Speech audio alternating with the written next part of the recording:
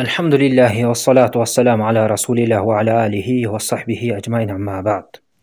Ислам тарихында пайғамбар саллаллаху алейхи вассаламдың Меккеде дават кылып жүргөн учурунда бир чоң окуя болгон. Ал окуя ушу пайгамбар саллаллаху алейхи вассалам Меккеден Масжид Акса, азыркы ушу Палестина шаарына түндө барып, жана андан ары Аллах субхана тааланын алдына көтөрүлүп, 7 катар асмандын үстүнө Алла тааланын алдына барып келген окуясы. Ошол окуя ислам тарыхында Ал-Исра вал Ми'радж деп аталат. Мындайча айтканда, Ал-Исра Ми'радж түнү деген аталыш менен. Анан ушул күндү кээ бир адамдар улукташып, ошол күндү айырмалашып, кээ бир ибадаттар менен, артыкчылыгы менен өткөрүүгө аракет кылышат. Орозо кармоо же зикир кылуу же намаз окуу жана андан башка ошого окшогон ибадаттар менен. Албетте мунун баары туура эмес, шариятыбызга каршы келет. Эмне себептен? Биринчи себеби бул окуя качан болгону так белгилүү эмес. Алымдар арасында көп талаштуу ойлор бар. Кээ бир алымдар Ражаб айында болгон десе, кээ бир алымдар Рабиул Ауал айында болгон дейт, кээ бир алымдар Рамазан айында болгон дейт, кээ бирөөсү Шаввал айында болгон дейт, кээ бирөөсү Рабиул Ахир айында болгон дейт.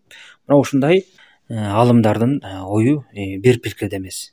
Кайсы жыл болгону, кайсы айда болгону, кайсы күнү болгону бул такыр белгисиз. Кээ бир адамдар ушуну Ражаб айынын 26-сынан 27-сине караган түнү деп биз жакта жана андан башка жерлерде белгилеп келишет. Ушул күндү улукташып, ошол түнү ибадаттар менен жана башка нерселер менен өткөрүүгө аракет кылышат.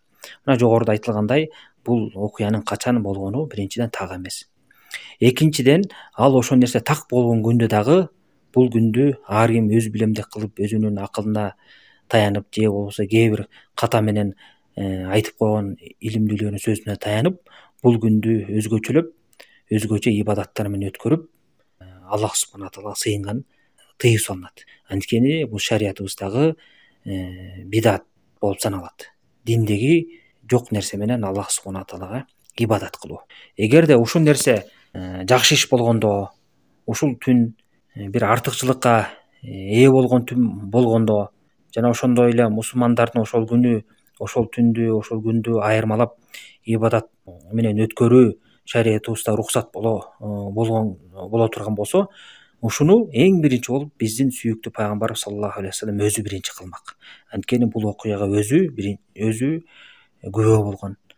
Күбө болгондон кийин мына ушул күнү ушундай убакытта белгилүү биздин динибизде белгилүү бир окуя болду эле, ошону майрамдагыла же болбосо муну өзгөчөлөп ибадат менен өткөзгүлө деп бизге тапшырма берип, мындай же болбосо ошол нерсеге бизди үндөп, жана ошондой эле өзүнүн кылган иши менен көрсөтүп кетет эле. Мындай нерсенин бирөөсү да болгон эмес. Пайгамбар саллаллаху алейхи вассалам өзү да бул күндү белгилеп өткөргөн эмес, жана ошондон андан кийинки сахабалар пайгамбарыбыздан таалим алган, андан кийинки табииндер, жана ошондой эле 4 имам башчылары, жана андан башка чоң алымдар бул нерсени белгилеп, майрамга айландырып же болбосо артыкчылык берип, ошол күнү, ошол түнү ибадат менен өткөзүшкөн эмес, жана ошол нерсеге үндөшкөн дагы эмес. Ошондуктан ким ушул күнгө артыкчылык берип, өзү дагы ошол күнү ибадат кылып, элдерди ошого үндөнгөн болсо, демек ал биздин динибизге жаңылык киргизип атат. Алхамдулилла, биздин ислам динибиз толугу менен түшүп бүткөн. Эч бир кошумчага, алымчага муктаж эмес.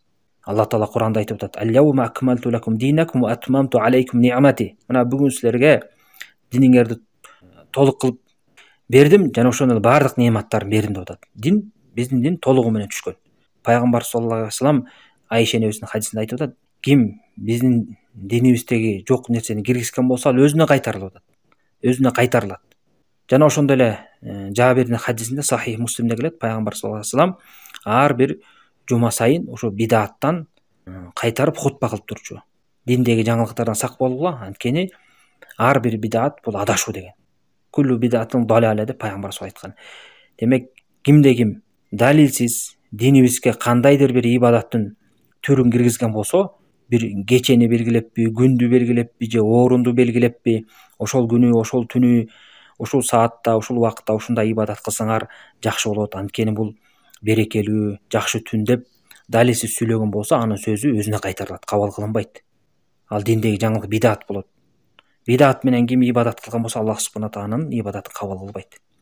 Эгерде мына ушул күн ибадатка, ошол ибадат кылууга артыкчылык берилген күн болсо, жана айтып кеткенде пайгамбар саллаллаху алейхи вассалам өзү кылат эле.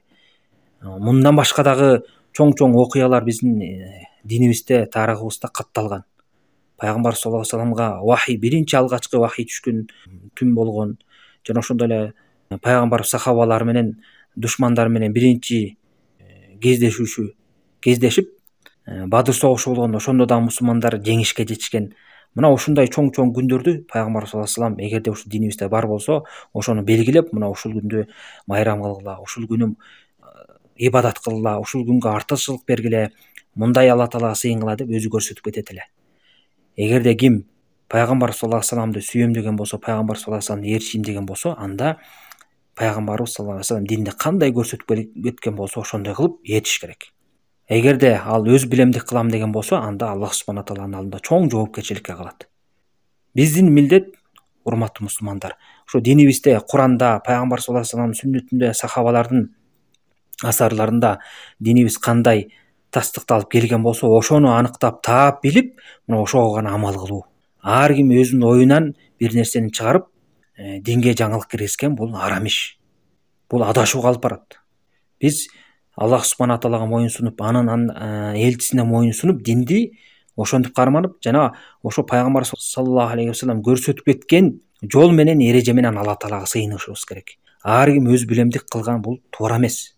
Мына ошол нерселердин, бидат нерселердин ичине ошо биз айтып аткан жана Исра Мирач кечесин белгилеп, ошол түнгө, ошол күнгө артыкчылык берип, ибадат менен өткөзүү.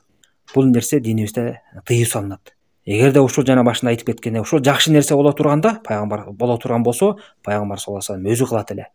Ошол нерсе үндөп кетет эле. Андан кийинки сахабалар, табиин, имамдын баары ошол нерселерди кылат эле. Ошондуктан урматтуу мусулман бир туугандар, дин деп эле же ибадат кылам деп эле такталбаган, аныкталбаган нерселерге ишенип, же болбосо далилсиз сүйлөгөн адамдарды ээрчип, өзүбүз адашууга, бидатка түртпөйлү.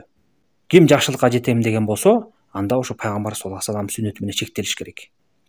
Эгерде ким пайгамбар саллаллаху алейхи вассаламдын сүннөтүнөн баш тарткан болсо, анда ал пайгамбар саллаллаху алейхи вассаламдын жолунан баш тарткан болот. Өзүн адашууга багыттаган болот. Бул өтө коркунучтуу маселе.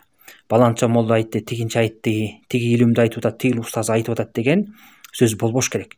Ошол илимдүүнүн, устаздын кайсы нерсеге таянып айтып атат, кандай далилдин негизинде айтып атат, туура далил алып келип атабы, аныктап берип атабы, мына ошого карап биз өкүм чыгарышыбыз керек. Ошого карап биз издешибиз керек, изденишибиз керек. Тиги сен эле билип, башка молдо билбей калыптырбы, тиги илимди билбей калыптырбы деген сөз болбойт. Баарыбыз эле жаңылабыз. Сүйлөп аткан адам дагы, башкасы дагы. Бирок адам баласы ошону далилдин негизинде таразалаш керек. Ким жаңылып атканын далилдин негизинде караш керек.